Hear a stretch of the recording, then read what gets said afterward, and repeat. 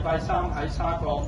播道會健康中心嗰度咧，咁有一個肢體咧，佢又話即係隻腳痛咗好耐咁樣，咁我教佢點樣去推啦。咁一個禮拜之後咧，佢話即係已經係冇痛係嘛，舒緩咗，我哋拍埋咗佢嘅見證所以係好感謝神嘅。咁而我咧啱啱禮拜日咧就開始即係去教嘅時候喺呢個嘅靈糧堂嗰度教我自己推下咧，哇！我都推到點解呢度咁痛嘅呢度痛咗，即係呢度有啲塞啦，痛則不通啊嘛。咁就開始咧，我就開始去推咯。咁推咗大約3日到啦，咁就已經燒咗啦。咁唔單止係呢度喎，我又有摸到呢度虎溝位嘅地方咧，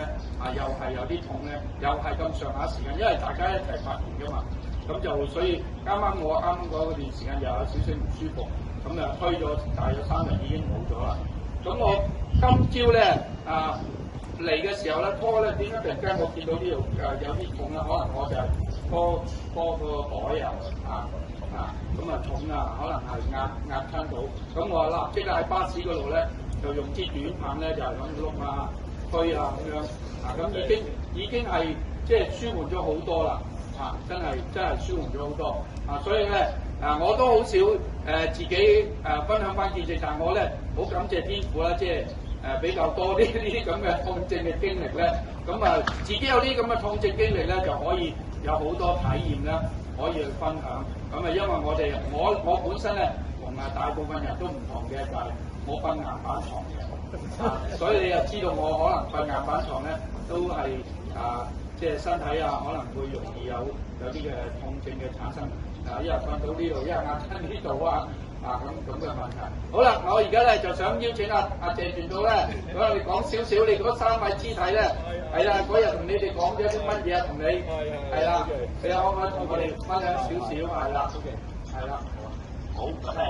我就冇特登準備嘅，不過佢哋講，其實佢哋就唔係話我哋上次咧學咗一堂就有一堂咁跟住咧1個禮拜之後星期5咁我哋就聚會啦。咁其中有個節體就即係話，佢學咗之後咧，佢就買咗節拍翻去咧，日日都做下，腳又做下，手又做下咁樣啦。跟住佢就話咧踎低即係之前咧去洗手間踎低咧起唔翻身好困難，好辛苦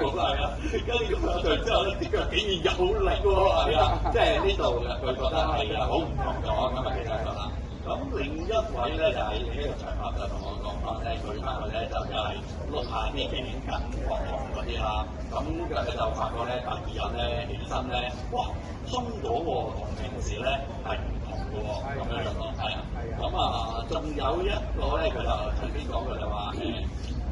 夜晚黑瞓覺到第2朝起身咧，佢唔知係轉身嗰啲又係腰骨嗰啲咧痛周身酸痛嘅。但係做完之後咧，嗰日第2日起身咧，哇！又係